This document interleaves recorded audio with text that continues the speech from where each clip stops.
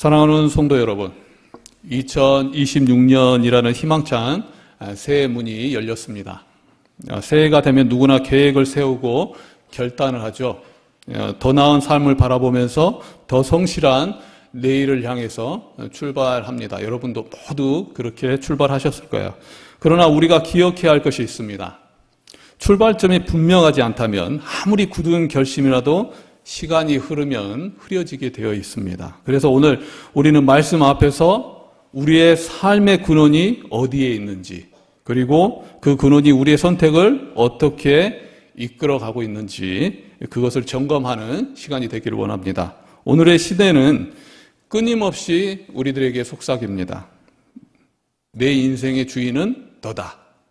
그리고 너 안에 답이 있다. 그리고 스스로 구원하라. 그렇게 말합니다. 인간을 중심에 두는 그런 논리로 얘기한다는 거죠. 하나님 없이도 충분하다라고 얘기를 합니다. 그런데 성도 여러분, 우리는 이미 그 선택의 결과를 한 해 동안 살아왔습니다. 이번에는 잘해보겠다고 저희들은 다짐합니다. 그러나 시간이 흐르면서 우리는 자주 한계를 만납니다. 계획은 있었지만 끝까지 지켜내지 못하고 방향은 알았지만 그의 길은 힘이 붙입니다. 더 잘 살아보려 할수록 오히려 내 안에 해결되지 않는 연약함이 있다는 사실을 깨닫게 된다는 거죠.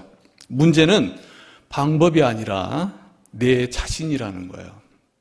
그러나 성경 우리에게 정직한 진단을 합니다. 사람이란 무엇인가? 진단하는데요. 우리는 본래 스스로의 힘으로 하나님께 나아갈 수 없는 존재라는 사실이에요. 오늘 본문에서 바울은 우리가 한때 이방인 중에 있었다고 말합니다. 여기서 이방인은 언약 밖에 있었던 사람들을 말합니다. 그리고 오늘 우리에게 하나님과 끊어진 영적 상태에 있는 그러한 사람들을 말한다는 거죠. 종교개혁자 존 칼빈이 강조했듯이 인간은 전적 부패 상태에 놓여 있었습니다. 이성은 진리를 거부했고 감정은 왜곡된 욕망에 끌려가곤 합니다. 그리고 의지는 끊임없이 자신을 왕의 자리에 앉힌다는 거죠. 늪에 빠진 사람이 아무리 자기 머리카락을 잡는다고 할지라도 스스로 구원할 수 없습니다. 죄에 빠진 인간 역시 자기 안에 선행이나 도덕적 결단만으로는 거룩한 하나님 앞으로 나아갈 수 없다는 거죠. 스스로는 구원할 수 없다는 거예요.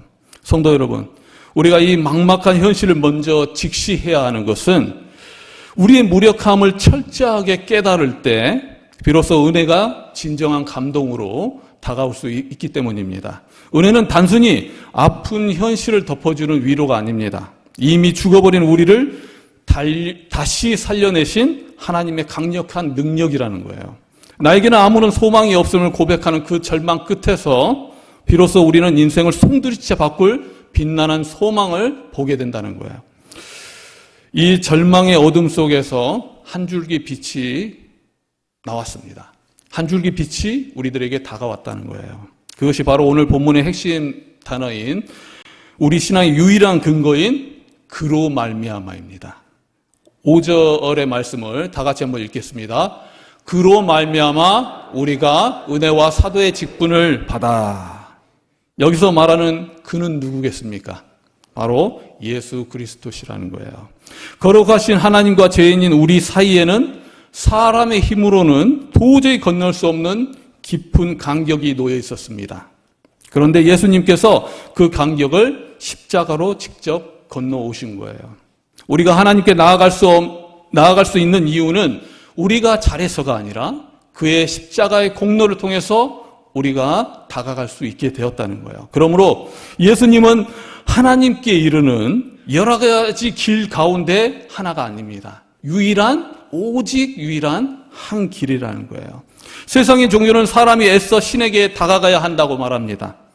복음은 하나님께서 우리를 향해서 먼저 다가오셨다라고 얘기를 해요. 그리고 유일한 우리의 구원의 길이라고 그렇게 얘기하고 있습니다. 예수님께서 들려주신 탕자의 이야기를 우리는 떠올려 봤으면 좋겠습니다. 둘째 아들은 아버지의 재산을 다 써버리고 결국 돼지 우리까지 내려갔습니다. 그가 집으로 돌아올 때 손에 쥔 것은 아무것도 없었습니다. 그가 준비한 말은 단 하나, 아버지, 저는 아들이라 불릴 자격이 없습니다. 그 한마디였어요. 그런데 성경은 아들이 아직도 멀리 있을 때에, 아주 멀리 있을 때 아버지가 먼저 달려와서 그 아들을 안았다라고 그렇게 얘기하고 있습니다. 회개의 말이 다 끝나기도 전에, 아무 조건도 묻기 전에 아버지는 이미 아들을 품고 있었다는 거예요. 이게 바로 우리의 구원이라는 거죠. 우리가 하나님께 돌아갈 만한 사람이 되었기 때문에 구원받은 것이 아닙니다. 아직 죄인의 모습 그대로 있을 때 하나님께서 먼저 우리를 향해 오셨다는 거예요. 우리의 결단이 아니라 하나님의 긍휼이 시작이었고 우리의 회개가 아니라 그리스도의 십자가가 근거였다는 거예요. 그래서 우리의 구원은 우리로 말미암은 것이 아니라 그로 말미암아서 바로 예수 그리스도로 말미암은 것이라는 것입니다. 사랑하는 성도 여러분, 우리는 그 무엇으로도 하나님 앞에 설 수 없는 존재였습니다. 그러나 예수 그리스도의 십자가, 그 십자가를 통해서 우리는 하나님께 다가가는 그 큰 은혜를 받게 되었다는 거예요. 내가 자격을 증명한 것이 아니라 십자가가 나의 유일한 자격이 되었기 때문입니다. 이 사실이 마음에 믿어질 때 우리의 신앙은 흔들리는 불안이 아니라 하나님께서 모든 것들을 하시는구나. 하나님께서 우리를 구원하셨다면 구원의 끝에까지 같이 함께 가시는구나. 그 믿음으로 말미암아 주님 안에서 우리는 안식을 누릴 수 있다는 거예요. 그렇다면 예수 그리스도로 말미암아 은혜를 입은 우리는 이제 어떤 사람으로 살아가야 하겠습니까? 본문 6절은 우리에게 아주 분명한 한 가지를 알려주고 있습니다. 다 같이 한번 읽겠습니다. 너희도 그들 중에서 예수 그리스도의 것으로 부르심을 받은 자니라. 아멘. 이 말씀 이렇게 이해할 수 있습니다. 우리는 이제 혼자 사는 사람이 아니라 주님께서 주님에 속한 사람이라는 뜻입니다. 주님께 속한 사람으로 우리는 앞으로 살아간다는 거예요. 예수 그리스도의 것이라는 말은 우리의 삶 일부가 아니라 삶 전체가 주님의 손에 맡겨졌다는 고백입니다. 그래서 사도 바울은 자신을 소개할 때마다 그리스도 예수의 종이라고 말했습니다. 여기서 종이란 억지로 끌려가는 사람이 아니라 자기 삶의 주인을 분명히 아는 사람을 뜻한다는 거예요. 그 고백이 분명할 때 우리의 삶은 더 이상 흔들리는 그러한 소속이 아니라 주님 안에 단단히 뿌리 내리는 삶임을 믿습니다. 이 고백은 말로만의 선언이 아니었습니다. 담메색에서 주님을 만난 이후에 바울의 삶 전체가 실제로 달라졌습니다.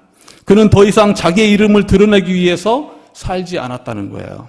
학벌과 가문, 열심, 그에게는 자랑할 것이 많았습니다. 그러나 그것을 모두 배설물로 여겼다는 거예요. 누구 이름 앞에서 그것을 모두 배설물로 여겼겠습니까? 오직 예수 그리스도의 이름 앞에서 그것을 배설물로 여겼다는 거죠. 그에게 있어서는 완전히 인생의 방향이 달라졌습니다. 삶의 주인이 바뀌자 삶의 목적도 함께 바뀌게 되었다는 거예요. 그런데 성도 여러분, 바로 이 지점에서 우리는 바울의 이야기를 우리의 이야기로 가져와야 된다는 거예요. 우리의 신앙생활이 때로는 버겁게 느껴질 때가 있습니다. 그것은 믿음이 약해서라기보다 여전히 모든 것을 혼자 책임지려 하기 때문일지 모른다는 거예요. 주님을 믿는다고 말하면서도 중요한 선택 앞에서는 여전히 내가 잘해야 한다고 스스로 다잡으면서 살아가기 때문이라는 거죠. 그래서 계획이 조금만 어그러져도 마음이 흔들리고 예상과 다르면 쉽게 지치게 됩니다. 주님을 믿지 않아서가 아니라 너무 오랫동안 혼자 힘으로 견뎌온 삶의 방식이 아직 우리 안에 남아있기 때문이라는 거예요. 그래서 오늘 본문은 우리에게 다시 말해줍니다. 너는 예수 그리스도의 것이다. 주님이 주인 대신 그러한 삶이 아니라 모든 것이 주님의 것이라고 고백하면서 주님에게 맡기는 그러한 삶을 살아가게 된다는 거예요. 마음속 깊은 생각부터 시간의 사용, 자녀를 대하는 태도, 돈을 바라는 기준까지 삶의 전부가 주님의 손에 있음을 인정하는 고백이야말로 진정한 주님께 맡기는 삶이 될 수 있다는 거예요. 모든 것을 주님께 맡기고 싶습니다. 이 고백이 우리 안에서 시작될 때 우리는 더 이상 사명을 혼자 짊어지지 않습니다. 주님이 함께 지시는 길을 걷게 되는 것이고 그 길 위에서 주님이 주시는 평안 가운데 같은 길을 걸어가게 된다는 거예요. 그럼 이제 우리의 목적지는 어디일까요? 우리가 사명을 감당할 때 반드시 붙들어야 할 목적지가 5절에 나오고 있습니다. 5절의 말씀을 짧은 말씀이지만 다 같이 한번 읽겠습니다. 그의 이름을 위하여. 인생은 결국 누구의 이름을 높이며 살아가느냐의 문제라는 거죠. 인류 역사의 시작부터 사람은 자기 이름을 높이려 애써왔습니다. 바벨탑을 쌓았던 사람들의 목표도 우리 이름을 내자는 것이었습니다. 오늘날도 크게 다르지 않습니다. 우리는 SNS를 통해서 존재감을 드러내고 성공을 통해서 자신의 가치를 증명하려고 애쓴다는 거예요. 그러나 오늘 본문은 분명히 말하고 있습니다. 사명의 목적지는 나 자신이 아니라는 거예요. 사명은 오직 예수 그리스도의 이름을 위하여 존재한다는 거죠. 이스라엘의 가장 위대한 왕 솔로몬을 떠올려 봤으면 좋겠습니다. 그는 누구도 누리지 못한 부귀영화를 누렸지만 인생의 끝에서 이렇게 고백했습니다. 헛되고 헛되며 모든 것이 헛되도다. 자기 이름을 위해서 쌓아올린 모든 것이 결국 바람과 같다는 거예요. 그러나 주님을 위해 행한 일은 결코 헛되지 않습니다. 이름 없이 섬기는 삶, 아무도 보지 않는 자리에서 이루어지는 헌신, 내가 낮아짐으로 주님이 높아지신다면 그것으로 충분하다고 고백하는 삶, 이것이 바로 사명의 본질이라는 거죠. 사랑하는 성도 여러분, 우리의 수고를 알아주는 이가 없을 때 마음이 서운함이 찾아오는 것은 당연합니다. 너무나도 자연스러운 현상이라는 거죠. 우리는 언제나 연약한 사람이기 때문이라는 거예요. 그러나 그 순간 우리는 기억했으면 좋겠습니다. 아무도 보지 않는 그 자리에서 주님은 여러분 곁에 있다는 거예요. 주님이 아신다는 것은 단지 기억하신다는 뜻이 아닙니다. 그 외로운 시간과 마음의 무게를 함께 지나가신다는 것을 얘기한다는 거예요. 세상은 결과와 이름이 드러난 사람에게 박수를 보냅니다. 그러나 주님은 이름 없이 섬기는 손길을 기억하신다는 거예요. 사람의 인정은 잠시지만 주님의 인정은 영원한 위로가 됩니다. 믿으십니까? 내 이름이 드러나지 않아도 나를 통해 주님의 이름이 빛난다면 그것으로 충분한 이유인 것입니다. 성도 여러분, 서운함이 찾아올 때 그 마음을 억지로 눌러두지 마십시오. 왜냐하면 주님께서 함께 하시고 그 모습들을 기억하고 계시기 때문이라는 거죠. 그대로 주님께 가져가시기 바랍니다. 주님께서 상한 마음을 만지시고 또 세상이 줄 수 없는 위로와 하늘의 은혜로 여러분의 2026년을 넉넉히 채워주실 것을 믿습니다. 말씀을 맺겠습니다. 사랑하는 성도 여러분, 저는 우리 성도님들이 지난 한 해를 얼마나 치열하게 살아오셨는지 알고 있습니다. 우리 중 그 누구도 처음부터 주님을 멀리 하겠다고 내 이름만 높이겠다고 작정하며 한 해를 시작하지 않았습니다. 그렇게 시작한 분은 많지 않을 거예요. 지난 새해 첫날 우리는 이렇게 기도했을지 모릅니다. 주님, 올해는 주님의 이름을 위해서 살게 해주세요. 그러나 시간이 지나며 삶의 무게는 그 다짐보다 훨씬 무거웠습니다.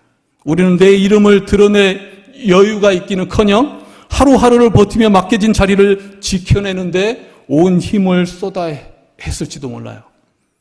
거친 세상의 파도 속에서 가정을 붙들고 무너질 것 같은 마음을 추스리고 살아오느라고 얼마나 숨가쁘게 달려오셨는지 모릅니다. 주님의 이름을 위해서 살고 싶었지만 내 몸 하나 감당하기 벅찬 현실 앞에서 조용히 마음 아파하면서 하루를 마무리한 적이 여러 번 있었을 것입니다.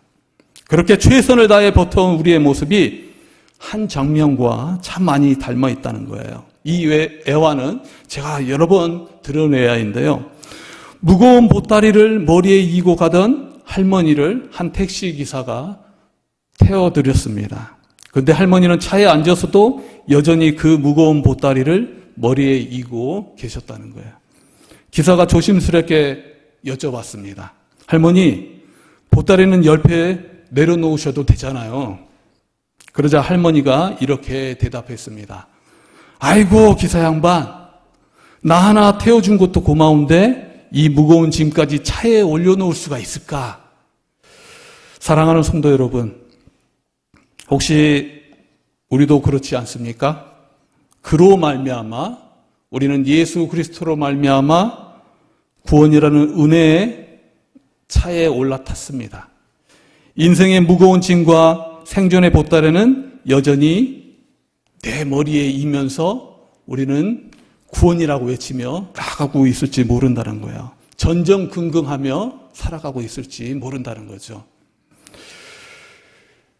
주님께 맡기기엔 너무나도 미안해서 혹은 내 걱정이 주님의 능력보다 더 현실적으로 느껴져서 여전히 혼자 버티고 있을지도 모른다는 거예요.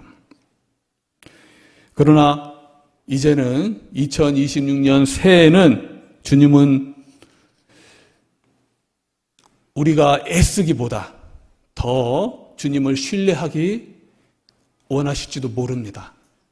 더 신뢰하기를 원하고 있을지도 모른다는 거죠. 내가 내 힘으로 생존을 붙들고 있을 때는 주님의 영광이 잘 보이지 않을 수 있어요. 그러나 나는 예수 그리스도의 것입니다라고 고백하고 또 내 인생의 모든 짐을 정말 주님의 발 앞에 내려놓을 때 주님은 그 짐을 모두 맡으시고 우리를 그 연약함도 아시고 그 우리의 필요를 아시고 또한 그 안식 가운데 지금 편안한 가운데 인도해 주실 것을 믿습니다. 비로소 우리는 나를 넘어서는 그의 이름을 위하여 사는 길로 들어설 수 있다는 거예요. 그리고 기억하시기 바랍니다. 우리가 만약 주님의 이름을 위하여 사는 삶이라면 결코 헛되지 않다는 거예요. 왜냐하면 그 삶은 내가 내 인생을 책임지는 삶이 아니기 때문이라는 것입니다. 주님께서 내 인생을 책임지는 그러한 삶이기 때문이라는 거죠. 주님의 이름을 앞세운 인생은 결국 주님의 손안에 놓이게 되어 있습니다. 그리고 모든 것은 주님께서 이루는 삶이라는 거예요. 헛되지 않고 그 가운데 우리는 평안을 누리면서 나아갈 수 있는 삶이 된다는 거예요. 이제 2026년 나의 힘이 아니라 그로 말미암아 주시는 새 힘을 얻고 나아가시기 바랍니다. 주님께 온전히 맡겨드리고 오직 그의 이름을 위하여 담대히 걸어가셨으면 좋겠습니다. 여러분이 자신의 생존을 넘어서 주님의 영광을 구하며 한 걸음 내디딜 때 주님께서는 그것을 외면하지 않으실 것이라 믿습니다. 하나님께서는 여러분의 모든 필요를 채워주시고 세상이 줄 수 없는 평안과 은혜로 여러분의 2026년을 넉넉히 채워주실 것을 소망합니다. 이 은혜가 새해 내내 여러분의 삶과 가정 위에 충만하시기를 주님의 이름으로 축원합니다.